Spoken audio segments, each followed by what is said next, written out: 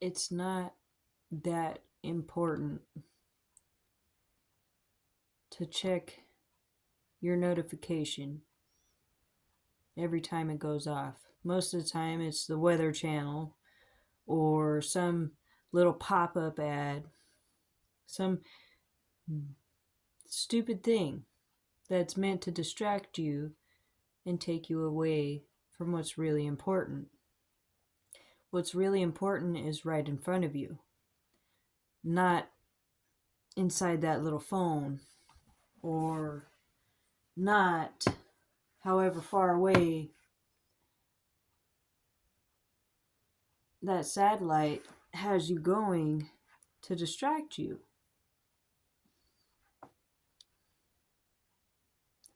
See, my son,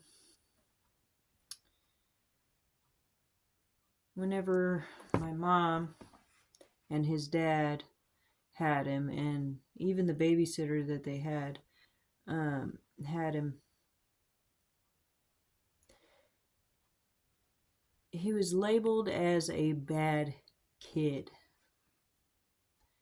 He was labeled as a bad kid, okay?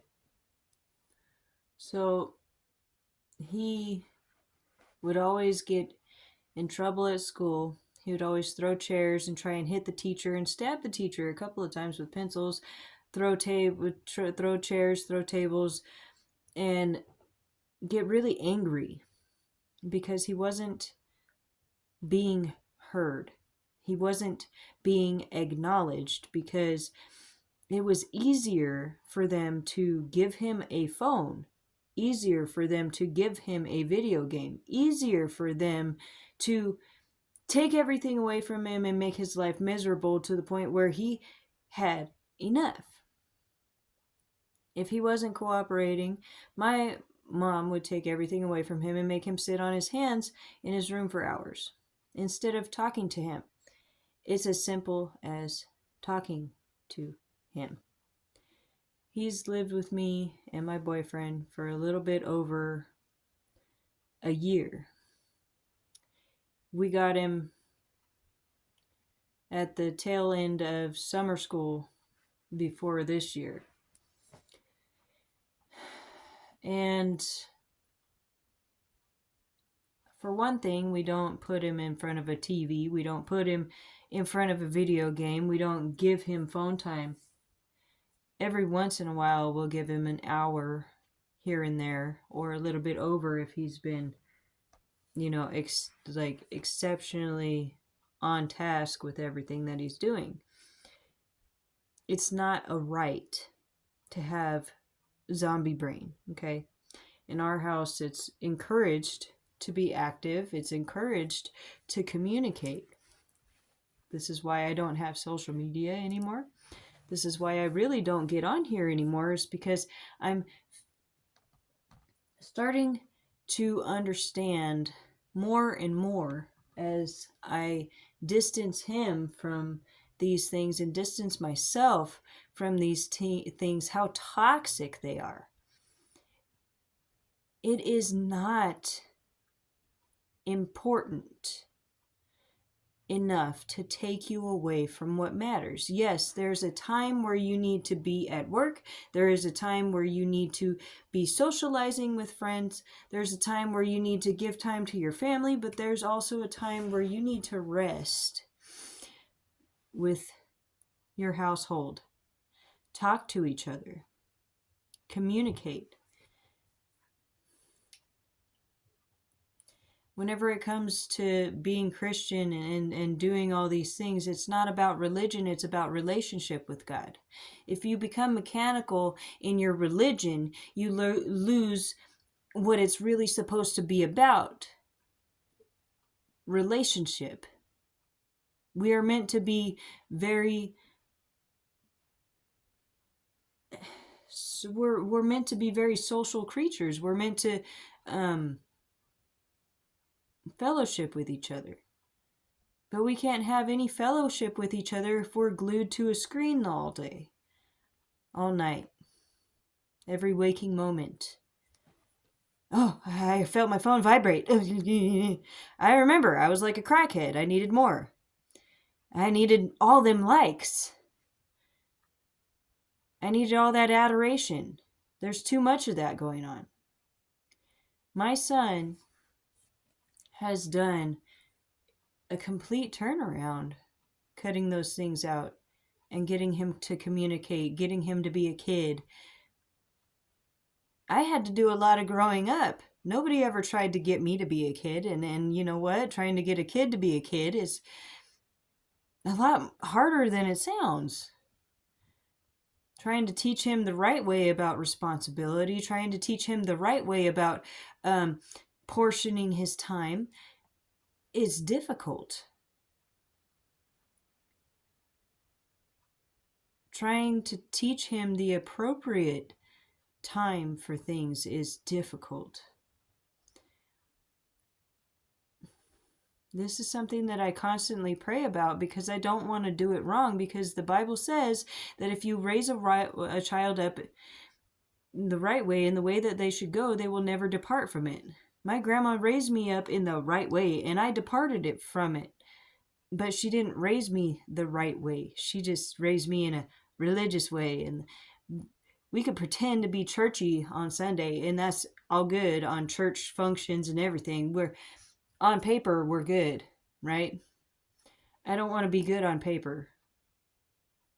It's about integrity. It's about being the same in front of people as you are away from people.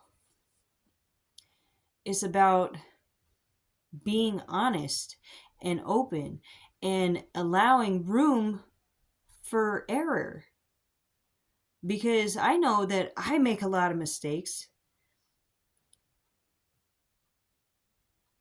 And I need to make allowances for other people to make mistakes. And not only other people, I'm very critical on myself. So I have to make allowances for myself. Yes. Do I get irritated and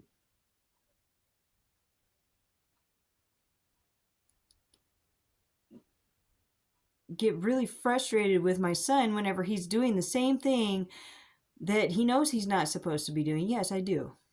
Do I handle it in a way that I should? Not all the time. But I go back and I apologize and I say, look, I realize I could have handled that differently, and I don't want you to think that that's how you should handle things, and I don't want you to think that's how I should handle things. And if you feel like, and me and my boyfriend agree on this, we give him room to debate us if he thinks that we are wrong. Does he use this at all? Hardly ever? No. Because he knows the difference between whenever he did something and if we're being misjudging of a situation. He's debated us on a couple occasions and he's won. But on most other things, he doesn't dispute it. He just, okay, he takes it and he shows his own frustration. But we all talk about it at the end of the day, and we ask him, do you know why we're doing this? Do you know why you're in trouble? And he understands fully because he's talked to about it. Not only did he go from being 80% in a special education class and being a problem child, an aggressive child, an angry child, but when he went back to school, it took that 1 month away from school for him to make a complete and total change. There's a new principal, there's a new teacher, and none of them know that side of him. He didn't go in to that school as that same angry little boy anymore. He no longer is in that class. Sometimes he goes and it's maybe 20% of the time. And it takes complete and total real communication. It does not take disconnection and just handing your child something to shut them up. They have a lot of interesting things that go on in their mind that I think you should really put your phone down and hear.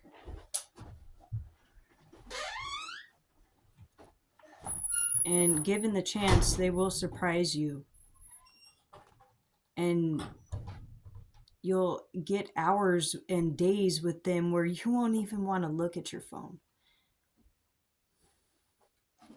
It's really important to have a relationship with those people around you. It's really important to first have a relationship where you need to have one first, so that you can learn how to have a relationship with everything that follows. I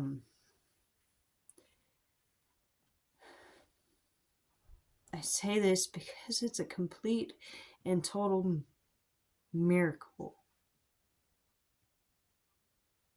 Because that's how I used to treat him.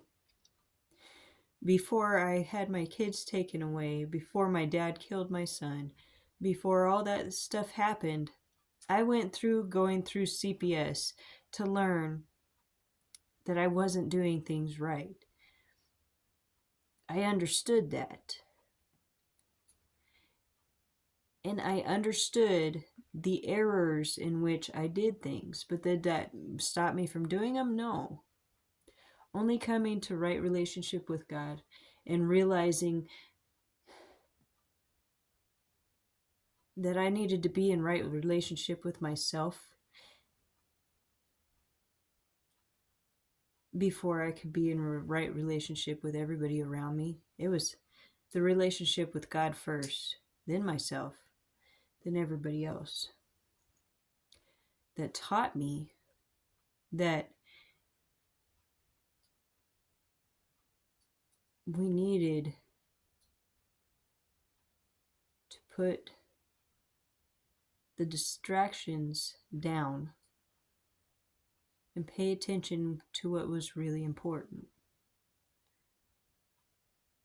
I was trying to do several different Bible studies tonight. I was trying to read out of 1 Peter 4:10 and out of the spiritual gifts, and then I was going to do something else, and each time it didn't happen. So I spoke on what was most relevant to what I'm going through right now. Everything in life can become a distraction if you allow it. Hell, you could be sitting there and be doing something, and all of a sudden there's this little tiny fly that's walking around, and you get stuck watching this little fly. Like, how does that little fly around on all those, and how does it walk around on those little legs? It's easy to become distracted. And as a people, we've become so addicted to the flashing lights and the constant entertainment that we get from our phones and television and everything else that we don't know how to be bored. We don't know how to occupy our time with what is real. It's like trying to clean up your diet. If you're eating a bunch of chips, which is made of cornstarch and chemtrails, my favorite chip is Hot Cheetos, and I can't eat Hot Cheetos anymore because it's got red dye 40 in it. That causes ADHD in children. It causes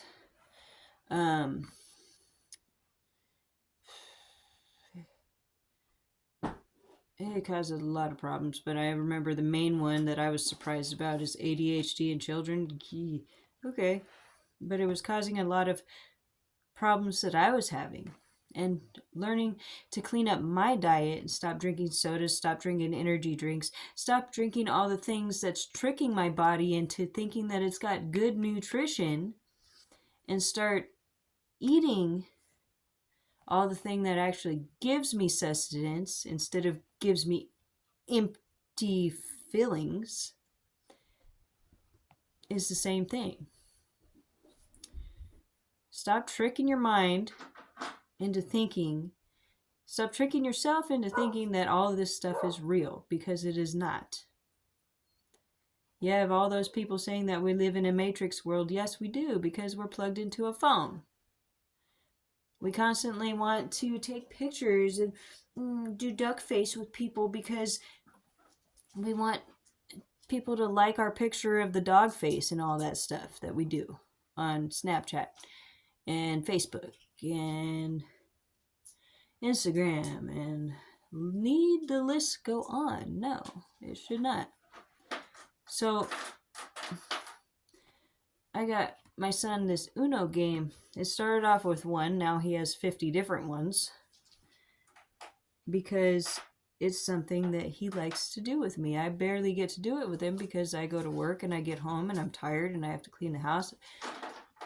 I have to help my boyfriend outside. Maybe sometimes I just come, a lot of times I just come home and go to sleep because I'm tired. But my boyfriend constantly does outside stuff. He hardly uses his phone. And he doesn't like Uno, but we sit down and play with Orion so that he can have that connection with us. He could learn how to play against an opponent without cheating. He could learn how to make strategies. I just bought him a 50 state book that gives fun facts about each state and when it joined, what its capital is, and what their nicknames are, and all this. There's a lot of other things that we do just to further his knowledge. Schools aren't equipped to teach children anymore. All they do is put them in front of a screen and let the computer do the work, and if they actually do any teaching, it's teaching them how to pass a test. That's in no way, shape, or form any real knowledge. Again, you're feeding yourself something fake and tricking yourself into thinking that it's something that you need, and it's not. So whatever notification just popped up on your phone, even if it's this, put it down and stop letting it be a distraction. Pay attention to what really matters. Because I know that you got some cleaning to do in that house. Like I do. I got some cleaning to do.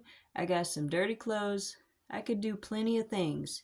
And I could sit and talk with my son about the book he just read. And I could sit and talk to him about his day,